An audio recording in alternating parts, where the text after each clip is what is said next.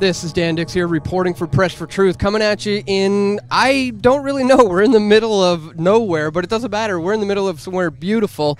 I'm here joined by my good friend Chad Jackett of Liberty Farms and Grassroots Medicinal. Now, Chad, we had an interesting start to this day, dealing with some of the chickens, and then we had to hop in a car and got a little bit lost, but then we eventually made our way into this fantastic pig roast.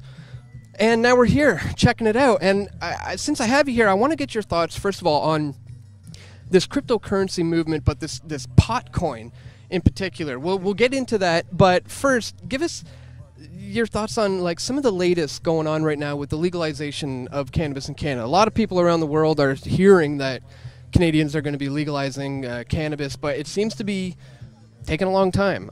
Where are we at in this struggle to legalize cannabis?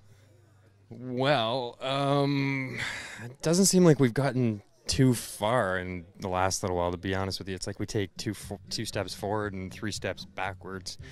You know, you think you're getting somewhere with the government, and then they say they're going to legalize, and they bring out some sort of draconian legislation that has, you know, more time for using passing a joint to the wrong person, maybe at the wrong age, or driving under the influence of cannabis, and basically harsher stipulations around cannabis and growing it and all kinds of stuff than they did before. I mean, either allowing people to have 4 plants, but then, you know, after that they're still saying they're going to lock people up and give all kinds of different penalties. So yeah. I don't know. I think it's just really something to appease sort of the masses a little bit and calm the whole effect of it down, because people are really realizing it's a really medicinal plant, and they want it, and they want to be able to use it medicinally.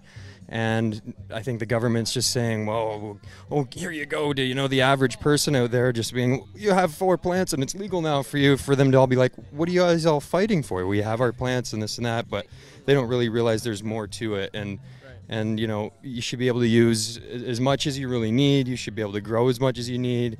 And there's a big struggle for the market right now, and that's what it really is all about. If they can limit the amount that the average Joe can have, then he couldn't actually sell it and get into competition with these, you know, very, you know, monopolistic companies that are coming in that would like to just control everything and own it for themselves. So that seems exactly like what they're doing, is getting their ducks in a line, essentially, so that Marijuana Inc., you know, as we've been calling it, can kind of come in and wipe out the mom and pop shops. But, you know, people are starting to look to ways to get around this.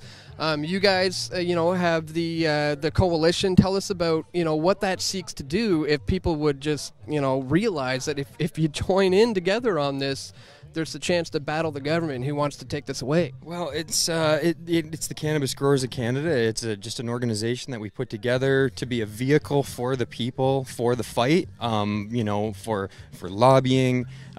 We have also Health Canada approved laboratories to get your stuff tested so that you can prove you have good product. We can help out with packaging and, you know, branding and all that kind of stuff. And it's really an organization that what we put into it, we get out of it. The more we put into this, and the more people come together and say, well, I have this to offer, I have that to offer, the more we can do. And, you know, with strength in numbers, we can be a bigger voice to be able to talk to the government and talk to these bureaucrats that are trying to basically squash us and say, no, look, there's a big army of us behind here, and we say, you're not going to run us over. It's not just a few people in the woods.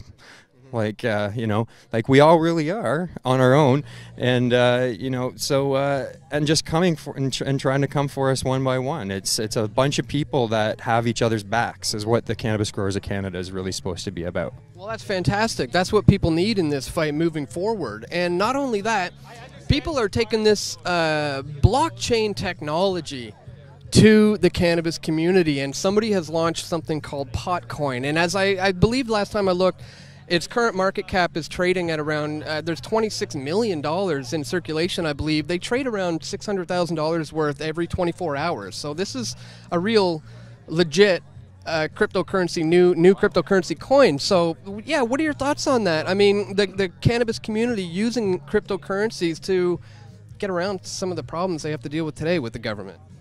Honestly, I think it's a really cool idea. I hope that they work out, and I hope that maybe there's a way that everybody can, start to figure out how to make this actually work, and maybe make it fast for cryptocurrencies to be traded into gold and silver and different other currencies, because I know a lot of people in the cannabis world really like to have something in their hands as far as the currency goes.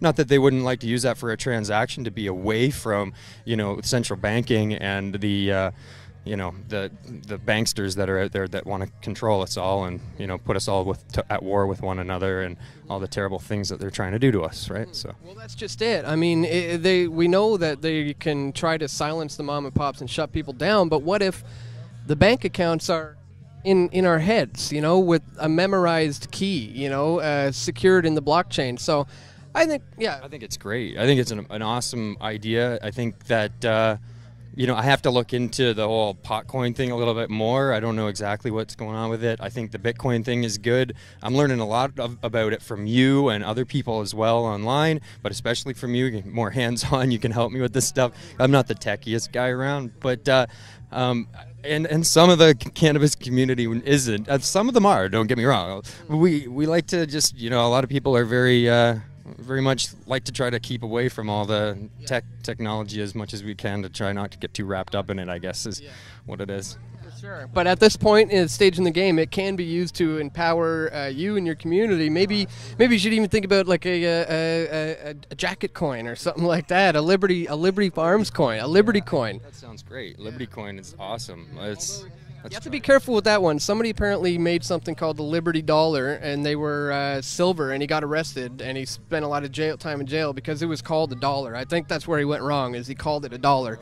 And the American government saw it as a rivalry to their dollar. But as long as, the Liberty Dollar. Yeah, if you had to call it the Liberty, maybe we'll go with hash coin. Let's look into hash coin would be good. But I like the Liberty though. It's good, and it's all about liberty and freedom, and being free people under God instead of adhering to some demigod that calls itself government. And that's really what we should all be trying to do. So.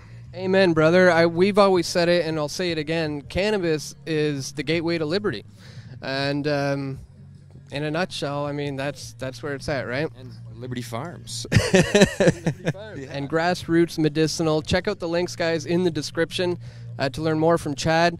And thanks so much, brother. We'll talk to you soon. Thank you. Let's have a couple dabs and have some good times here tonight. Oh yeah. Yeah.